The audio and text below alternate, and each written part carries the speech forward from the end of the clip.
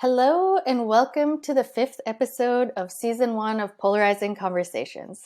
Season 1 is supported by Inspiring Communities, and we have the honor of being joined today by Inda Intiar, a member of their Atlantic Changemakers Council. Inda is a first-generation immigrant based in the Siknikt district of the unceded territory of the Mi'kmaq in a city colonially known as Moncton, New Brunswick, which is where I also live. She is a storyteller and facilitator who brings a global perspective from growing up across multiple countries. Inda is a believer in the power of storytelling for social impact. She's currently a member of Inspiring Communities Atlantic Changemakers Council, a transformation storytelling fellow with Community Foundations Canada, and a communications and outreach coordinator with Students on Ice Foundation. Inda holds a bachelor's degree in journalism with honors in international relations from St. Thomas University, of which I am also an alumna. We definitely have some commonalities. She has worked in the private and nonprofit sectors with experience in building and delivering education programs for youth in Indonesia, as well as diversity and inclusion initiatives for youth in Canada. Inda has been recognized as a Future of Good Young Impact Leader in 2019, as well as the YWCA Moncton Woman of Distinction in 2019, and a New Brunswick Cultural Diversity Champion in 2018, among other awards. In her spare time, she enjoys traveling, the outdoors, music, books, and time with loved ones. And with that, I have a very warm welcome to you, Inda. Thanks, Vanessa. It's good to know that we are both St. Thomas grads.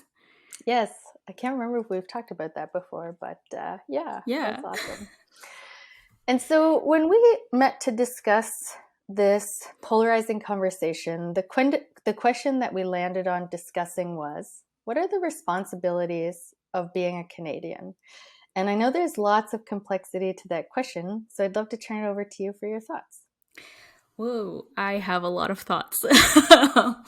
So I was just reflecting back on my journey, and you might know this, Vanessa, but for the listeners, I came to Canada as an international student when I was 18 years old, and eventually decided to stay. And I'm now in the process, after over a decade of living here, I'm in the process of applying for citizenship. It's taken quite a while because I think there's um, a lot of factors that I was thinking about. First, my I'm originally from Indonesia, so my country does not allow dual citizenships. So to me, it's an Mm-hmm. identity issue. Like, if I give up my Indonesian passport, who does that make me? And does that mean that I lose that part of me? And some people might say it's just a passport, but growing up internationally, that's been something of an identifier for me. A passport is really important to me. And what does it mean to be Canadian, really? Can I call myself Canadian after living here for what now? It's almost 14 years. Um, what are the things that I need to know before I swear an oath to this country? What are my responsibilities? And I think that's where this question came up when we were chatting before, based on the Immigration Canada. The responsibilities are to vote, to help your community, to follow the rules of law. But aside from that, I think there's much more. It makes me think about the Canadian identity. What does it Who is a Canadian? What are those quote unquote Canadian values? Is there such a thing as that? What is Canadian culture, really? So all of those came to mind. And what is my role? And as I, start on my journey of truth and reconciliation, it's making me think about, what does it mean for me to be an immigrant on Indigenous lands? Um, I was not invited here. Well, by the Canadian state, yes, but not by the Indigenous communities here. What does it mean for me to be a treaty person, etc.? So a lot of those questions are things that I'm still exploring as well. There's so much in there too, and I know that you've thought a lot about identity and you commented on it just briefly there, but maybe you could help us understand what that means for you in a bit more detail. The identity of, this like passport related identity. Yeah, well, I mean, I know that you've um, in some of your storytelling work, and I suppose in some of our conversations as well, I know that you've thought very deeply about identity, and so there's some themes I'd like to pick up on later from your opening remarks, including this notion of what is Canada, what are our values, but then also what does being a newcomer or an immigrant mean as it relates to truth and reconciliation? And for me, uh, what does it mean? I'm a second generation Canadian, so like, what does that mean for me too? But I know you've thought really deeply about identity, and in my reading of what makes things polarizing, uh, some people, at least that I've read, seem to say that identity is can often lead people to polarize in one way or another. Like, if I identify this way, I find it harder to see your perspective if you identify differently than I do. And I'm curious about a world where we can, see each other's identities and, of course, understand that identity is very complex, which, you touched on briefly in your opening remarks. But I'd love to hear your deeper thoughts as you've navigated the notion, the concept of identity, what you've discovered. Yeah, I think there are many layers to identity. One of the layers that I've always been thinking about is my cultural identity. Growing up in multiple countries and learning Indonesian as my first language, my mother tongue. Um, and then moving to Canada at age 18 and kind of like having lived here the longest compared to anywhere else in my life.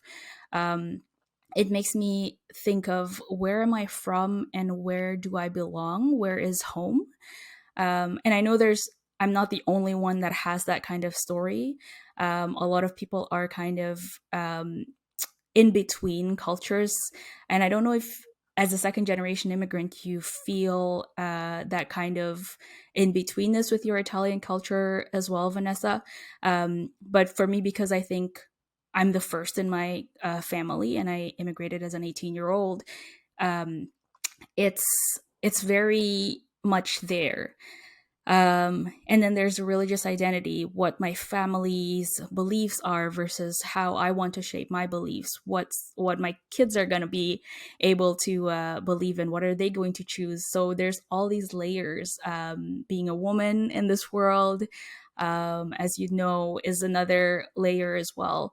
So I've been really thinking of, what are the core blocks that make me me. Mm-hmm.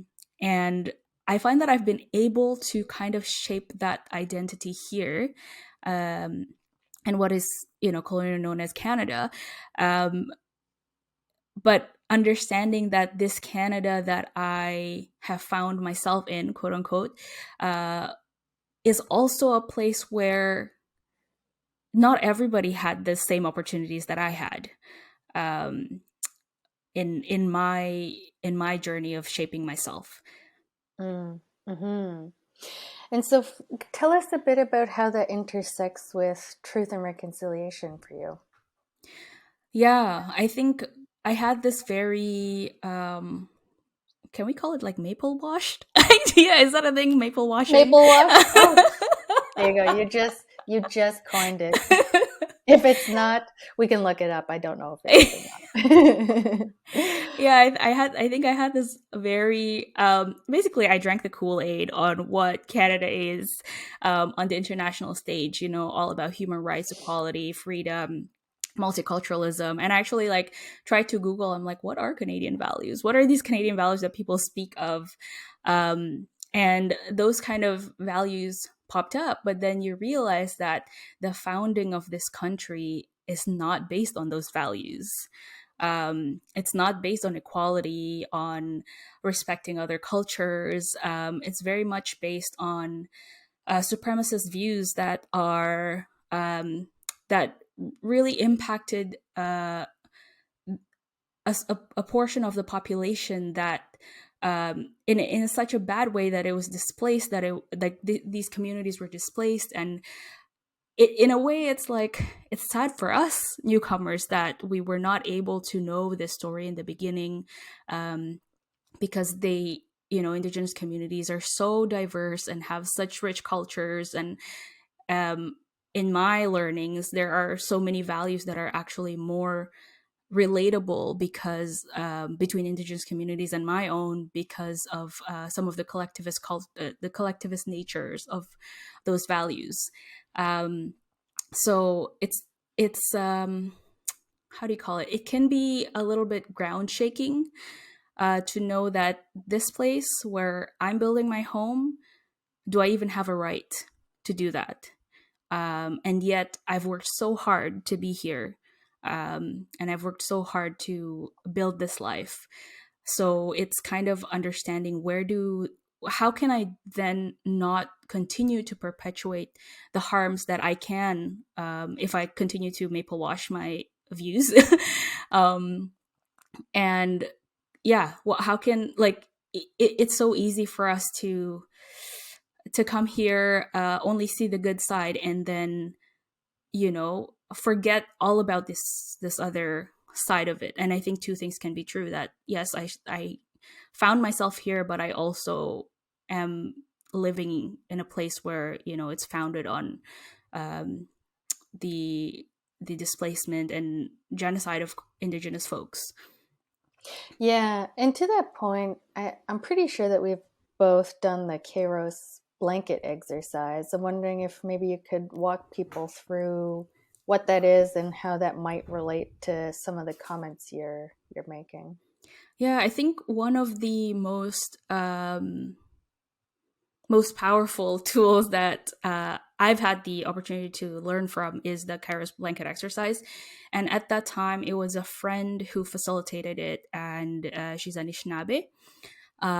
So first, I had a more like Anishinaabe perspective on it, because it was facilitated by an Anishinaabe person.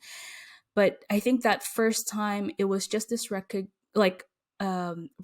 of, when they put you on blankets, and then as the land gets taken away, as people get displaced, as people get disenfranchised, as people die off from diseases and other factors, they slowly roll back the blankets, and the blankets get smaller and smaller and smaller, and it gives you um, a visual representation of how indigenous cultures and livelihoods and communities have become smaller and smaller and smaller as a result of those policies that caused that. So for me, it was like, wait a minute, what do you mean you don't have? What do you mean, like, so many communities don't have clean water? Like, I thought I came to a quote unquote developed country. What do you mean you don't have the same level of healthcare? Um, I thought everybody had access to this. I thought it was all about universal human rights. I thought it was all about equality.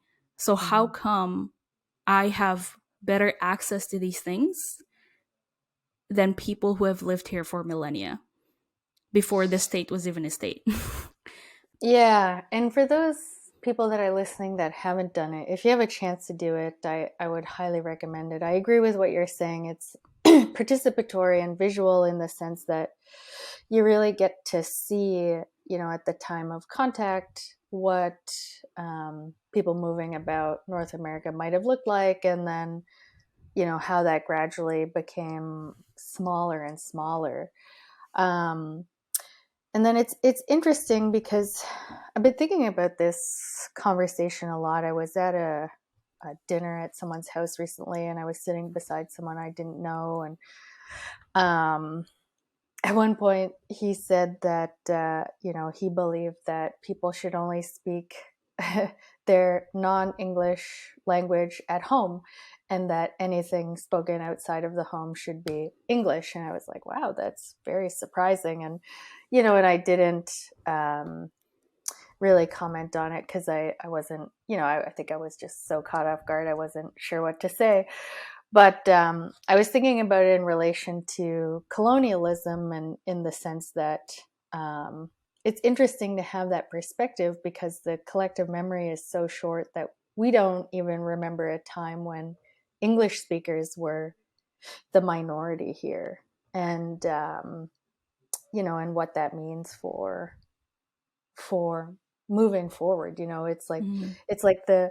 I've become really interested in history, and what it means for understanding today, but then also for shaping the future. And so as you think about your own journey in Indonesia and other places, coming here, and then as it relates to reconciliation, how do you see moving that forward?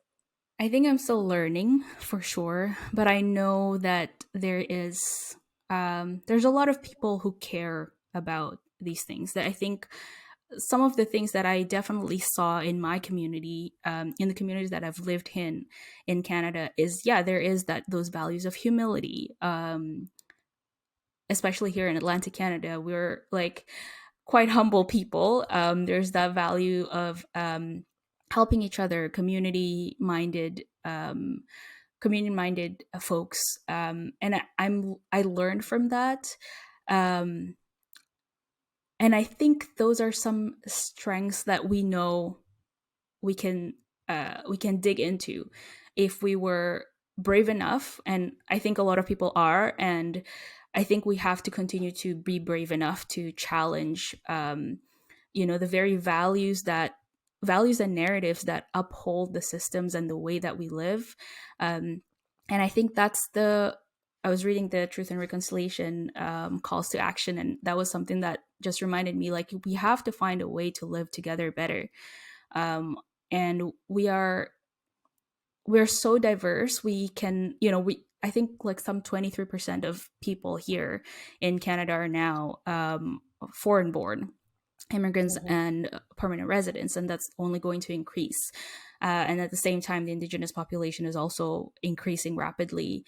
Mm-hmm. And there's so much reckoning that's happening with the pandemic. What's important to us as a community, as a society, and how can we move forward with that? And I think it's continuous learning. And also, I love that podcast episode that you did with, I think, Scott, about debating. Mm-hmm. That this idea of like conversations being polarizing. What if we can sit together again, Mm. have dinner, and listen to each other?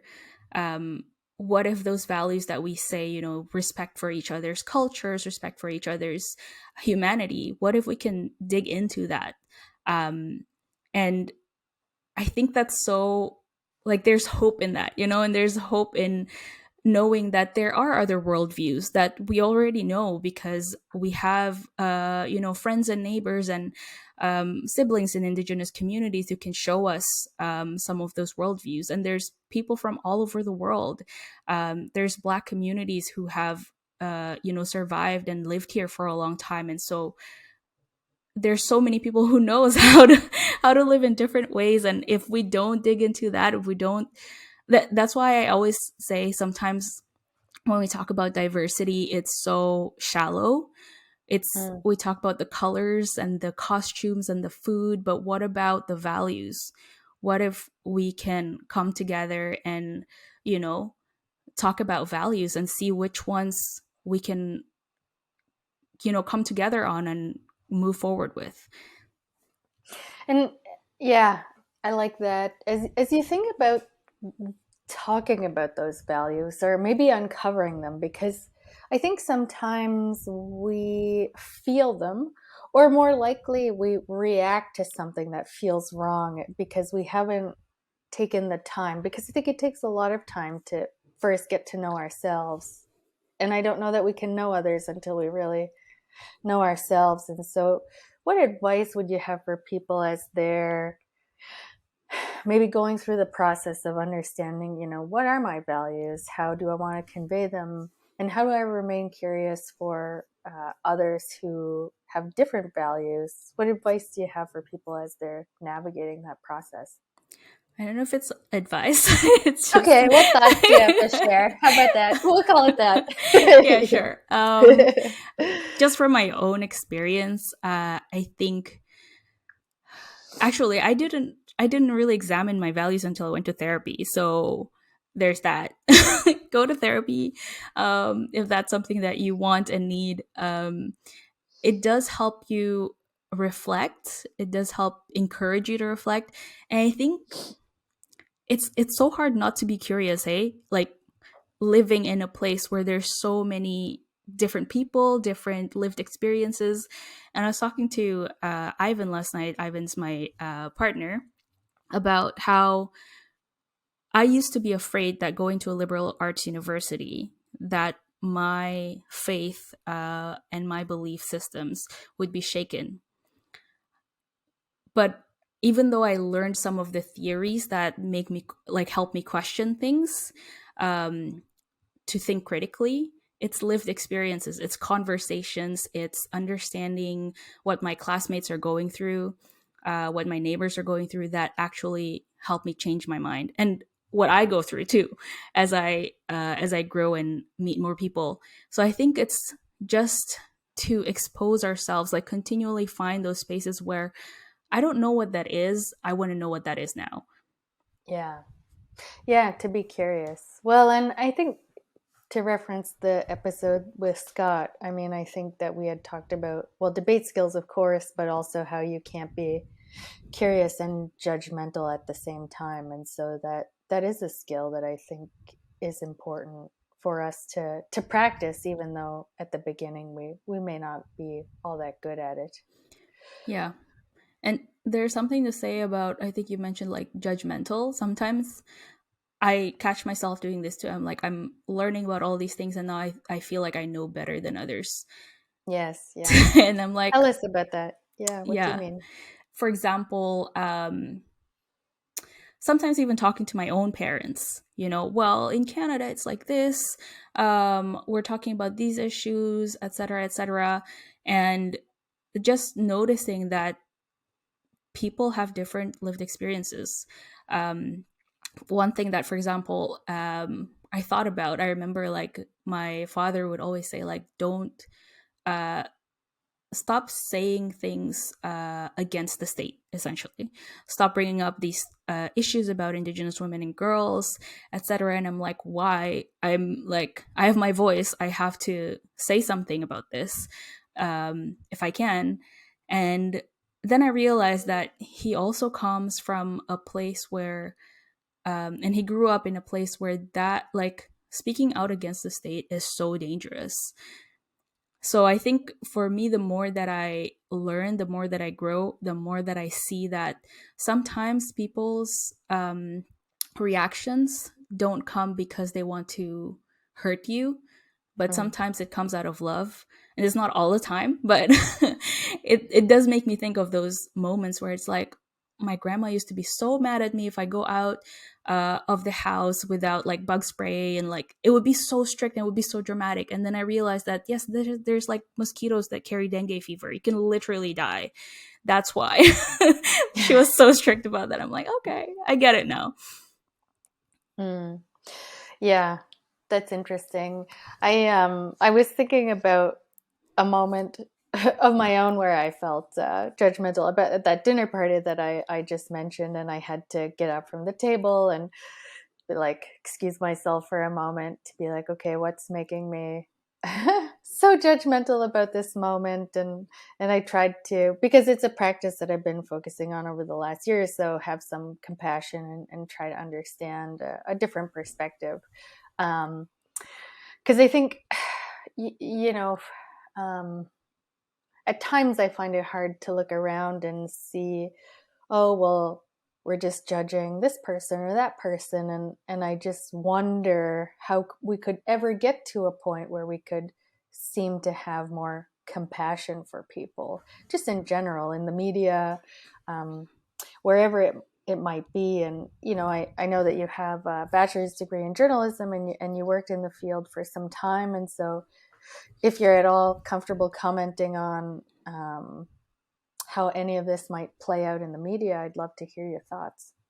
Yeah. I think I've been thinking about that too. What I wish that I had learned when I was in journalism school Mm-hmm. um, was more context. I think sometimes journalism is treated as a trade. You know how to do this, all these technical skills. And a lot of people like usually do journalism and something else. And I think a lot of things have changed now too, compared to when I was in school. Um, but there's this like lens of compassion and also empathy with other communities, um, cultural sensitivity with other communities as well, because it's quite dangerous, when when a certain narrative is put out there and it's not accurate, or it's not representative, but it becomes a generalized narrative of a certain community. So I think that's something that I've been thinking about, is those narratives. We have to question it too. We have to ask, like, what do people say about communities such and such? Where do the stereotypes come from? um yeah, I think that's something that I'm still thinking about. Mm-hmm. Yeah, in terms of how it's going to continue to play out. Yeah, and definitely having the time. That's why I like longer form podcasts and stories and all that, because I think it's just more nuance. There's more nuance um and time put into the work. Yeah, that's interesting because as you think about nuance, often there's a title that is meant to draw people in, and the titles often don't have a whole lot of nuance to them. That's interesting. Yeah. Yeah, I agree. And so, circling back to our question of what are the responsibilities of being Canadian, like what's been sticking out to you throughout this conversation as a theme? I think going back to who are the people that make up Canada. um I think I've had the opportunity to travel around the country, including to remote places. Although I haven't gone to quite a few of the northern areas, but again, it's like it's seeking out those conversations. I think we need to learn to understand each other. This is just my personal perspective. As someone who's on a journey of becoming a citizen, I feel like I wanted to know more about who are the people who also live here. What are their values? What are important to them? What is the landscape that they live on, and how does that shape their values and what are important to them?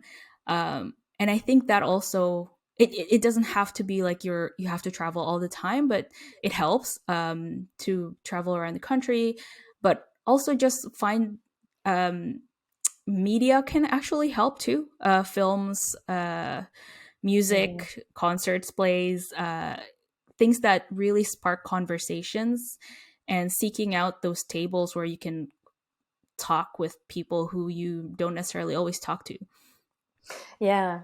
I'm wondering, do you think it's like, is it becoming more polarizing to be Canadian? I feel like, in your original comments, it was that, being a Canadian was once not a polarizing thing versus, some other countries maybe had a bit more of a polarizing identity right from the get-go. And maybe Canada as an identity, being Canadian as an identity, I should say, is moving into being a more polarizing identity. Maybe so. Yeah, I think maybe you're right in terms of like as we have this reckoning with reconciliation and truth and reconciliation. Really, what does it mean? Like we have to even think about, now that we know that the state is founded on such horrific history, Mm-hmm. what does it mean? Like, how do we shape it going forward? And I think it's a good time to step back and question those values now, because we have the opportunity now to reshape this place. We have the opportunity now to work together and collaborate with people who also live here with us, and think of those different values that we can incorporate. And yeah, and I think some of the values that we strive for as Canadians are, they're great values, but maybe we should act upon it more. And I think there's another thing that I was thinking about too, was that since we are an immigration country, we also play a role as global citizens. Mm-hmm. The things that affect things that are happening globally usually affect other people in our communities as well, because they are tied to those countries.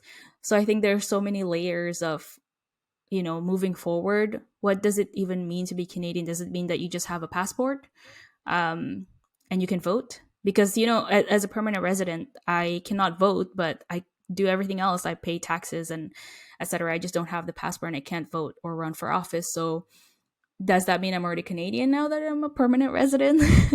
So yeah, it's a lot of big questions. Mm-hmm.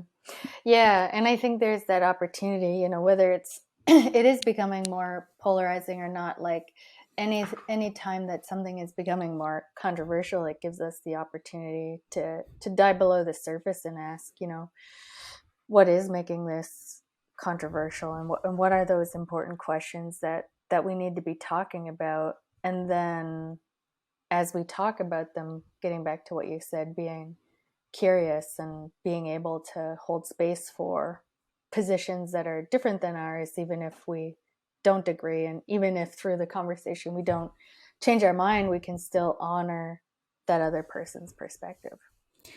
And maybe when you said about, being Canadian as an identity has become more polarizing, maybe there's something to question about the idea of a nation state, which is another conversation. A nation state as tied to our identity as people. What does that mean? Yeah, and that's something that I know is very important for people. And there are, yeah, people do seem to have their identity tied to different cultural elements. And if I think about my own parents, my father would identify as a Italian, but also a Canadian, and my mom's side is British and French, and so I think their habits and their beliefs also reflect the cultures that they grew up in. So that's interesting. What does that mean for you? The Yeah. nation state question. I know it's Yeah, a big one, but that's a big your one. preliminary thoughts. I've been questioning it because yeah, just growing up, I think there's a lot of people who like grow up in between cultures. And I think there's something to be said about cultural practices. But if you let go of certain cultural practices, does that mean you're less of a person from that place or from that culture? I don't think so. I don't think you can remove my Indonesian blood out of me because I lose my passport or because I stop doing certain things. Yeah. Um, and at the same time, what is the culture here?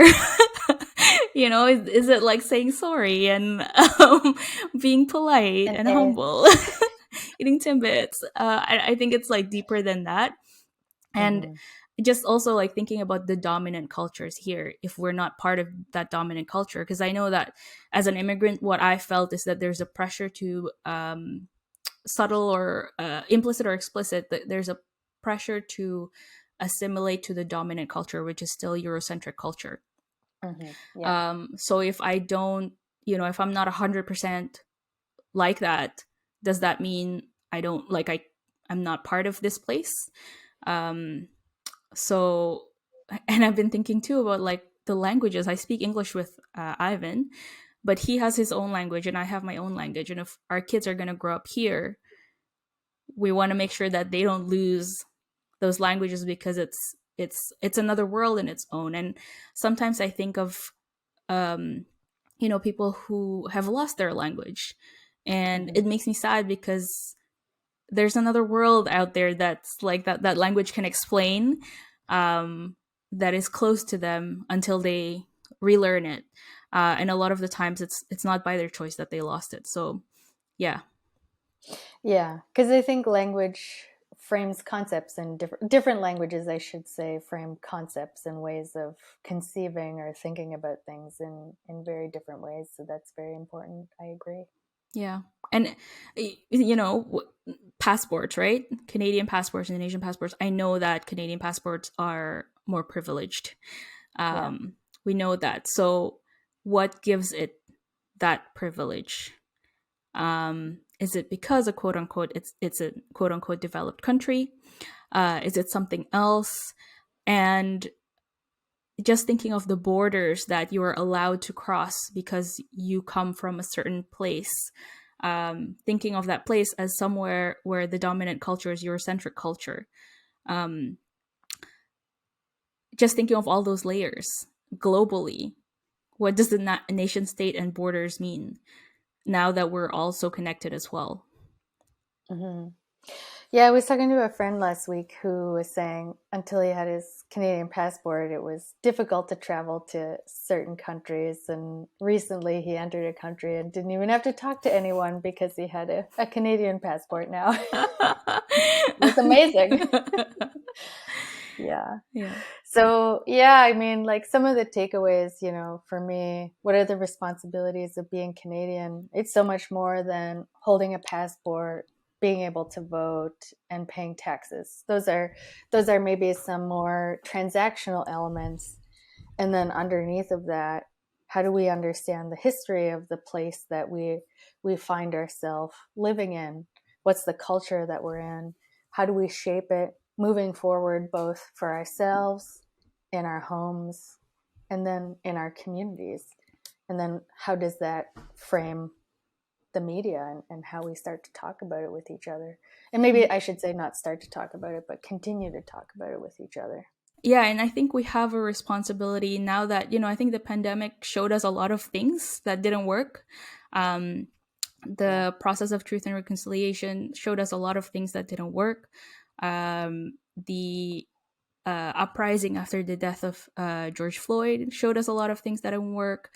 So I think we do have an opportunity now to figure out how to make things work better. Mm-hmm. um, and yeah, I think that's part of our responsibility. Is I don't think that nation building ever stops. I Yeah. think it's just an ongoing collaboration of residents all the time. And if we want to actually, live those values that we say uh, we have, equality, multiculturalism, respect for each other, all of that, then I think we have the opportunity now to actually step back and think, well, how do we actually live that?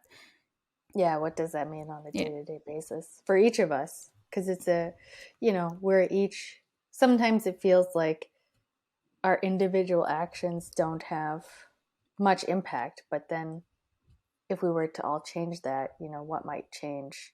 And as a final question, as I think about that, and I've thought about that in relation to, what's my individual impact in climate change, or my individual impact in reconciliation, or feminism, or, any of these issues that are so important. Um, Sometimes it feels, and I know not just for me, but for many others, that there's so many things that we want to impact that it feels hard to impact them all. And so, throughout my own journey, I think I feel a lot more grounded than I used to, and I feel more centered in my beliefs and my practices and the reasons why I do things. But it took me a long time to get there. As a final thought, what thoughts can you share for people who are, whether they're not born in Canada but find themselves here, they're Canadian by birth, or they're indigenous to these lands and, you know, have experienced the nation that we're living in a very different way than, let's say, I would have. As they think about what are their responsibilities, what closing thoughts do you have? I think I didn't know when I first came here, like I was saying to you, that what it means to live on indigenous lands. And then somebody told me that, hey, you are also a treaty person. So going back to the promises that were made in the treaties, in New Brunswick here, it's friendship and peace and friendship. Peace. Mm-hmm.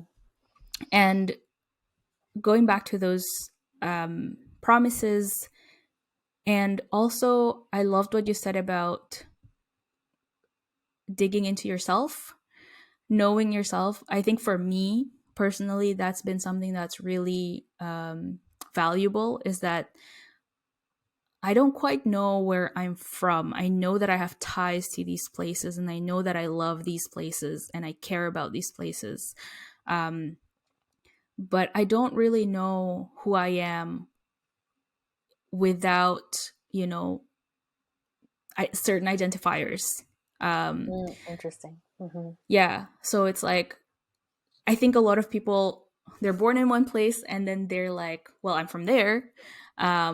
But for me, it was so interesting to go inwards and say, like, but who am I? What are my values? And how can I, after that, then I put myself in the place and say, okay, as Inda, with my skills and my gifts, because I just believe that everybody has gifts to contribute. With my skills and my gifts, how can I make sure that, I live based on my values? I like that. Yeah. And underneath of that, I heard, I potentially heard, I guess, that, who are we once we remove all of the typical identifiers that we've tied ourselves to, whether it's Canadian or, whatever it might be for each of us. Who are we underneath of that? And that's a difficult but very important question. But that's like a new world to open, which is the Yeah. exciting part. Exactly. Well, thank you so much. There's been so much in here. There's so much depth of the conversation, and I know that it's something that you think about constantly. So I appreciate you sharing some of your thoughts with us today. Thank you, Vanessa. Thanks for having me. Thank you so much for joining me for today's polarizing conversation. Much gratitude to Inspiring Communities for supporting season 1 of this podcast series. If you like this episode, please share it and subscribe wherever you get your podcasts. And if you missed the other episodes, check us out at polarizingconversations.com. Let me know what you think. We have some exciting polarizing conversations coming up in the rest of the season, so I hope you'll join me on this journey of finding common ground on some of the most difficult topics of our time. See you next time.